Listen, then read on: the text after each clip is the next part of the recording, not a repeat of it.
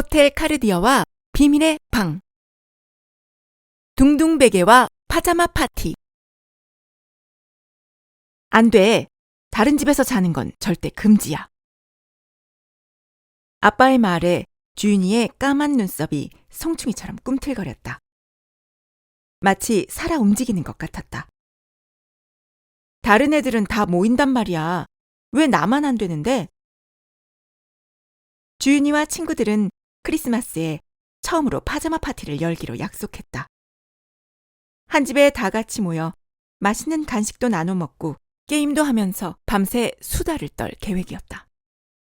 생각만 해도 꿈 같은 일이었다.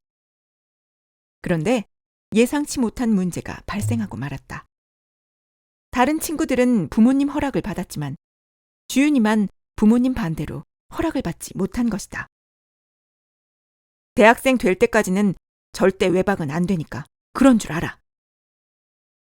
아빠는 팔짱을 굳게 낀 채 한치의 양보도 없는 표정을 지었다. 도움을 요청하는 애절한 눈빛으로 주윤이는 엄마를 바라봤지만 엄마도 고개를 휙 돌려 시선을 외면해버렸다. 주윤이는 금방이라도 울음이 터져나올 것 같았지만 애써 꾹 참았다. 나만 홀로 보내는 쓸쓸한 크리스마스. 친구들이 모여 깔깔대며 즐거워할 모습을 상상하니 더 분통이 터졌다. 주윤이는 엄마 아빠 얼굴도 보기 싫어 현관문을 쾅 닫아버리고 무작정 밖으로 나와버렸다. 진짜 짜증나. 엄마 아빠가 허락 안 해줬어. 주윤이는 가장 친한 친구인 서하에게 메시지를 보냈다. 이런 서글픈 마음을 아는지 모르는지 서하는 몇 분이 지나도 메시지를 읽지 않았다. 막상 밖으로 나왔지만 주윤이는 갈 곳이 없었다. 하는 수 없이 아파트 놀이터 주변을 서성이며 서하의 답을 기다렸다. 한참이 지나 띵동 하고 메시지 알림이 왔다. 당연히 서하겠지 하는 마음에 스마트폰을 들여다보았다. 그런데 메시지를 보낸 사람은 알 수 없는 사용자였다. 평소 같았으면 이런 스팸 메시지는 보지도 않고 지웠을 것이다. 하지만 오늘은 혼자가 된 외로운 기분에 확인 버튼을 누르고 말았다. 알 수 없는 사용자. 알림톡 도착. 안녕하세요. 특별한 당신을 호텔 카르디아에 초대합니다. 오늘 밤 달이 뜨기 전까지 아래의 장소로 와주세요. 당신을 기다리는 호텔 지배인 엘라. 지도에 표시된 장소는 여기서 그리 먼 곳은 아니었다.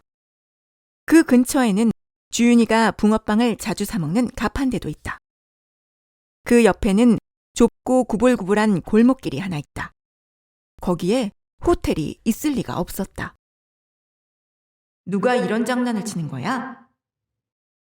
잔뜩 짜증이 나서 서하가 메시지를 읽었나 확인해 보았는데 여전히 서하는 읽지 않고 있었다.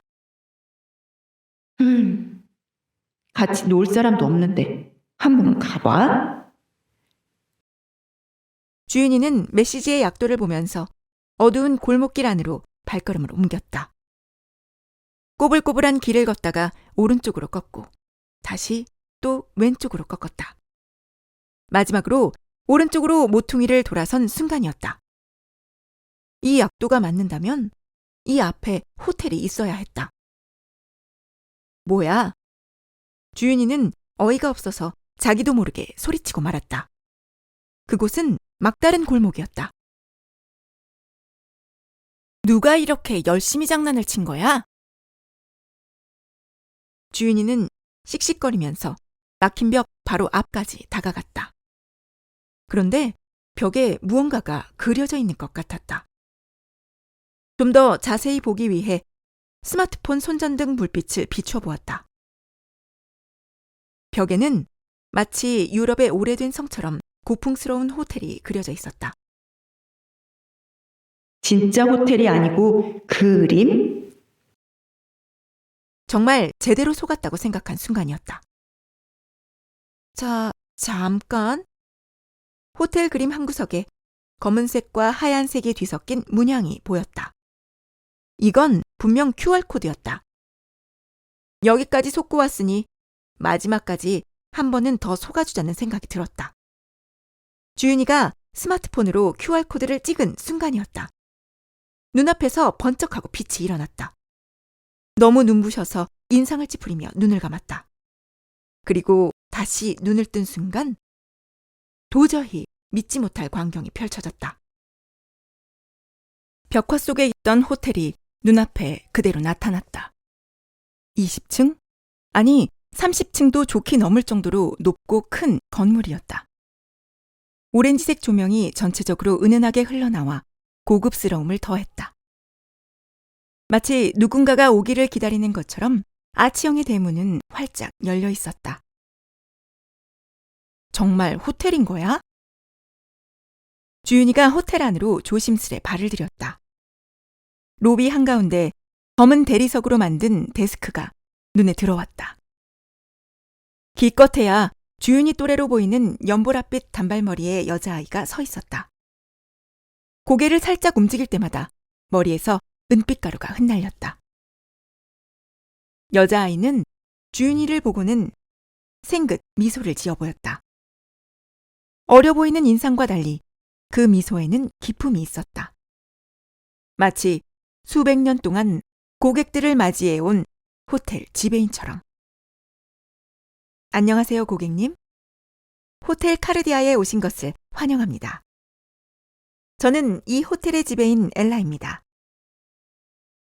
네. 주윤이에게 조금 전 초대장을 보낸 사람이 맞았다. 어딘지 신비로워 보였다. 고객님 성함이 어떻게 되실까요? 주윤이요. 이주윤. 엘라는 마치 누군지 확인하려는 것처럼 주윤이의 얼굴을 구석구석 살펴보았다. 처음 보는 사람이 얼굴을 빤히 바라보니 주윤이는 조금 당혹스러웠다. 이런 곳에서 대체 나를 왜 초대한 거지? 오늘 예약하신 분 맞네요. 여기는 어른들은 입장할 수 없는 어린이 전용 호텔입니다. 오늘 예약된 객실은 707호 둥둥베개와 파자마 파티 방이네요. 어린이 전용? 둥둥베개? 주윤이는 모든 것이 혼란스러웠다. 강아지만 갈 수 있는 반려견 호텔이 있다는 말은 들어봤어도 어린이 전용 호텔은 처음 들어보았다. 게다가 이미 예약이 되어 있다니 주윤이에겐 모든 게 의문투성이었다. 참, 노란색을 가장 좋아한다고 하셨죠? 엘라는 데스크 위에 놓인 무언가를 손으로 꾹꾹 눌렀다. 노란색을 좋아하는 건 맞지만 전 그런 말을 한 적이 없는걸요. 주윤이 반응은 신경 쓰지도 않은 채 엘라가 노란 파자마를 건넸다. 그런데 누가 절 초대한 거죠? 죄송합니다. 그건 저희 호텔의 영업비밀이라 알려드릴 수 없습니다. 엘라가 알 수 없는 미소를 지어 보였다. 주윤이는 고개를 갸웃거리다 엘리베이터로 향했다.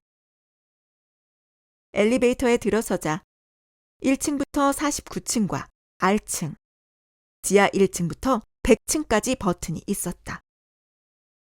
49층이야 그렇다 해도 지하 100층까지 있는 엘리베이터는 처음이었다. 게다가 지하로 가는 버튼만 이상하게도 숫자가 빨간색으로 쓰여 있었다. 지금이라도 집으로 돌아가는 게 맞을까? 어딘가 수상한 곳에 온 건 아닐까? 7층 도착을 알리는 띵소리에 정신이 번쩍 들었다. 엘리베이터에서 내리자 가장 먼저 701호가 눈에 띄었다. 빨간 복도를 따라 걸어가자 곧 707호가 눈앞에 나타났다. 엘라에게 받은 카드키를 문 앞에 대자 띠리릭 소리를 내며 문이 열렸다. 누군가가 바삐 달려오는 발걸음이 들렸다. 주윤아, 너도 초대받은 거야? 보라색 파자마 차림을 한 여자아이가 활짝 웃으며 주윤이를 반겨주었다. 분명 익숙한 얼굴이긴 한데 누군지 잘 기억이 나지 않았다. 너 누군데? 날 알아? 주윤이 말을 들은 여자아이의 표정이 험상궂게 바뀌었다. 엄마한테 너라니? 엄마라고? 그러고 보니 이 아이 엄마랑 쏙 닮았다. 주윤이처럼 4학년일 때의 엄마라면 꼭 이렇게 생겼을 것 같았다. 빨리 들어오지 않고 뭐하니? 이번엔 방 안에서 남자아이의 목소리가 들렸다. 저 남자아이는 설마? 방 안으로 들어서자 주윤이 또래로 보이는 파란 파자마 차림의 남자아이가 서 있었다. 주윤이 아빠를 쏙 닮았다. 뭘 그리 빤히 보니? 아빠 얼굴 처음 봐? 그런데 저보다도 키가 작으시네요? 아빠 키는 주윤이의 눈썹 정도에 올 뿐이었다. 내가 원래 초등학생 땐 좀 작았어. 키 좀 작다고 아빠 무시하지 마라. 발끈한 아빠의 모습이 웃겨 주윤이가 입을 틀어막았다. 주윤이도 어느새 노란 파자마로 옷을 갈아입었다. 그런데 엄마 아빠는 갑자기 왜 초등학생이 된 거예요? 그리고 왜 여기 계신 거죠? 이 모든 일이 주윤이에게는 도통 알 수 없는 의문투성이었다. 좀 전에 네가 뛰쳐나가고 나서 우리 둘 다 이상한 메시지를 받았단다. 혹시라도 네가 수상한 사람한테 납치라도 된 건가 해서 찾아와 봤더니만 이곳으로 와버렸네. 세 사람 모두 어리둥절한 건 마찬가지였다. 어떻게 된 건진 모르겠고 이왕 호텔에 온 거 잠깐 놀다 갈까? 침대에 누우려던 아빠가 베개를 감싼 포장지를 발견했다. 둥둥 베개. 가랑이 사이에 베개를 끼워보세요. 잊지 못할 신나는 모험의 세계로 초대합니다. 베개를 가랑이에 끼우라니 이건 또 뭐야? 툴툴거리면서도 아빠는 포장지를 벗기더니 새하얀 베개를 가랑이 사이에 끼워 넣었다. 이렇게 하라는 말인가? 그러자 놀라운 일이 일어났다. 베개가 서서히 위로 떠오른 것이었다. 우와, 이게 무슨 일이야? 아빠는 거짓말처럼 공중에 떠 있는 상태가 되었다. 신기해하는 표정으로 옆에 놓인 다른 베개 하나를 낚아채더니 주윤이에게 던졌다. 주윤이는 베개를 양손으로 겨우 받아들었다. 베갯바람에 앞머리가 휘날렸다. 뭐해? 너도 빨리 올라타. 나도? 잠시 머뭇거리던 주윤이도 가랑이 사이에 베개를 슬며시 밀어 넣어 보았다. 그러자 몸이 서서히 위로 떠오르는 것이었다. 마치 놀이기구에 올라탄 것 같았다. 자칫 잘못하면 그대로 넘어질 것만 같았다. 아, 떨어질 것 같아. 주윤이는 균형 잡기가 어려워 조금 무섭다는 생각이 들었다. 주윤아, 처음 두발 자전거 탔을 때를 떠올려봐. 아빠의 말에 주윤이가 눈을 감고 찬찬히 정신을 집중했다. 아빠와 처음 두발 자전거를 탔던 7살 때를 떠올려 보았다. 뒤에서 붙잡고 있던 아빠가 손을 놓은 것도 모르고 자연스레 앞으로 달려나갔던 기억이 떠올랐다. 그때였다. 퍽! 뭔가에 머리를 부딪힌 주윤이의 정신이 번쩍 들었다. 한 손에 다른 베개를 든 아빠가 주윤이 머리를 친 것이다. 아빠는 깔깔 웃고 있었다. 야! 아니, 아빠! 진짜 치사하게 왜 그러는 거예요? 심술이 난 주윤이도 주변을 둘러보았다. 방 한구석에 베개들이 잔뜩 쌓여 있었다. 그 베개들을 가져와야겠다고 생각한 순간 주윤이가 올라탄 베개가 눈 깜짝할 사이에 그리로 날아갔다. 마치 요술 빗자루를 탄 마녀처럼 하늘을 나는 기분이었다. 어느새 엄마도 베개에 올라타더니 한 손에 베개를 움켜쥐었다. 세 사람의 눈빛이 매섭게 변했다. 이제 본격적인 베개 싸움이 시작된 것이다. 아빠와 엄마가 서로 베개를 휘두르며 싸우고 있을 때였다. 주윤이가 바람을 가르며 날아가서 아빠의 뒤통수를 한 대 쳤다. 이 녀석이? 이번엔 아빠가 휙 날아오더니 주윤이 옆구리를 노렸다. 주윤이는 몸을 살짝 낮춰서 공격을 피했다. 금세 둥둥베개와 한 몸이라도 된 것처럼 자유자재로 몸을 움직일 수 있게 되었다. 이번엔 주윤이가 아빠를 향해 돌진해 나갔다. 엄마는 그때를 틈타 아빠의 뒤를 노렸다. 으아, 잠깐만! 주윤이와 엄마가 앞뒤에서 아빠 머리를 집중적으로 공격했다. 수세에 몰린 아빠는 결국 베개에서 침대로 뚝 떨어졌다. 아, 항복! 자, 이제 우리 둘뿐인가? 주윤이는 절대 질 수 없다는 표정으로 양손에 베개를 하나씩 움켜쥐었다. 엄마와 마지막 승부가 시작되었다. 두 사람은 양손을 마구 휘두르며 서로를 공격했다. 눈앞에는 터져버린 베개에서 빠져나온 깃털들이 눈처럼 흩날리고 있었다. 주윤이와 엄마는 앞이 보이질 않아 균형을 잃고 말았다. 아, 푹 쉬네. 주윤이와 엄마가 동시에 침대 위로 떨어졌다. 세 아이는 동시에 웃기 시작했다. 이런 싸움이라면 10번이고 100번이고 더 할 수 있을 것만 같았다. 그러고 보니 우리 저녁도 안 먹었잖아. 엄마의 말에 아빠가 답했다. 저길 봐봐. 아빠가 가리킨 화장실 옆에는 큼직한 자판기가 한 대 놓여 있었다. 거기엔 밤에만 운영되는 야식 자판기라 쓰여 있었다. 치킨, 마라탕, 떡볶이, 와삭칩까지 주윤이가 좋아하는 온갖 메뉴가 잔뜩 쓰여 있었다. 치킨도 자판기로 나온다고? 냉큼 가까이 달려간 주윤이가 치킨 버튼을 눌렀다. 그러자 먼저 치킨 종류를 고르라는 말이 나왔다. 주윤이는 평소 좋아하는 아니오 아니오 치킨을 눌렀다.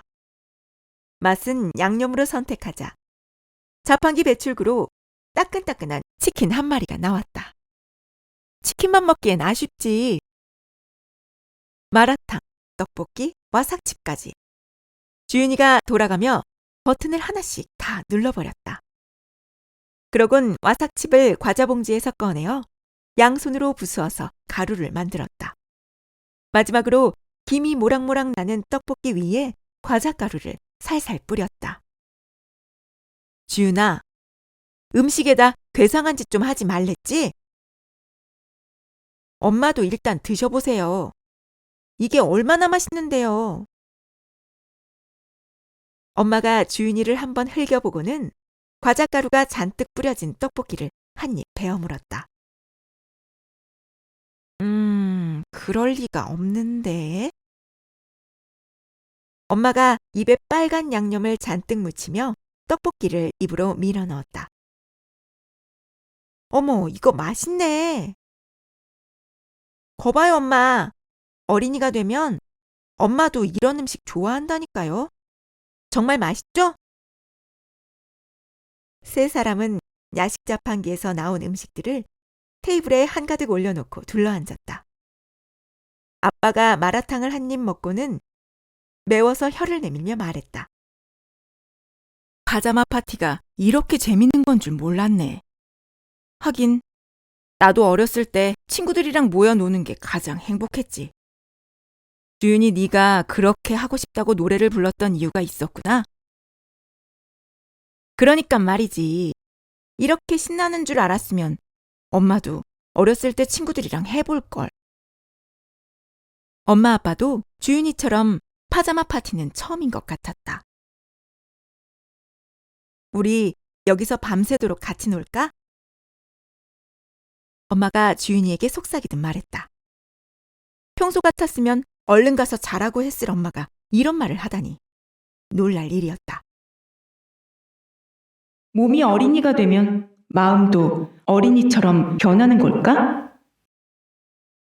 주윤이가 엄마에게 말했다. 그런데 엄마, 내일 출근해야 하지 않아요? 아, 맞다. 내가 미쳤지. 어린이가 되었다고 출근하는 것도 잊고 있었네. 엄마가 어이없다는 듯 웃음을 터뜨렸다.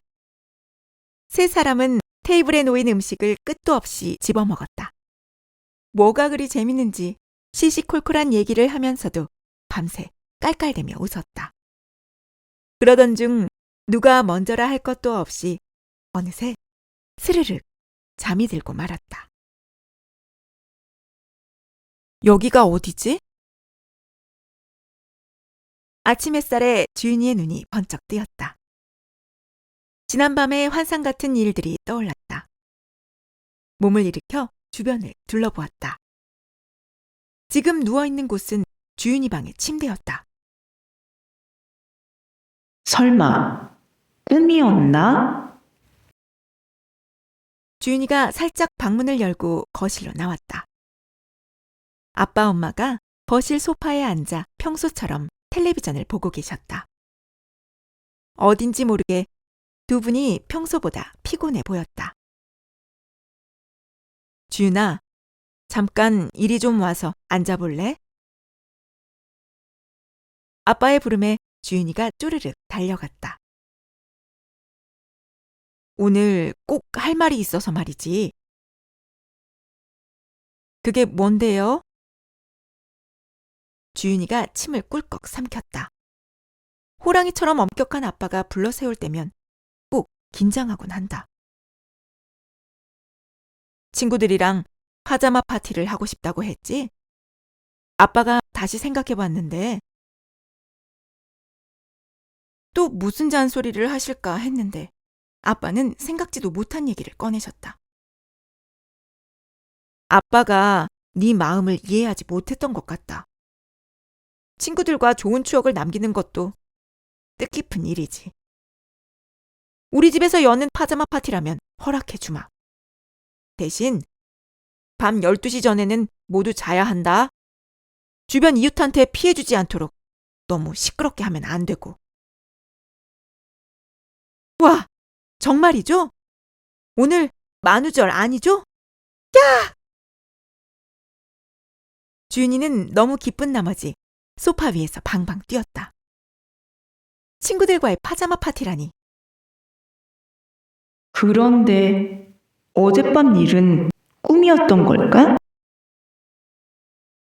문득 엘라의 미소 짓는 얼굴이 떠올랐다. 하지만 그 생각은 머릿속에서 금세 사라져버렸다.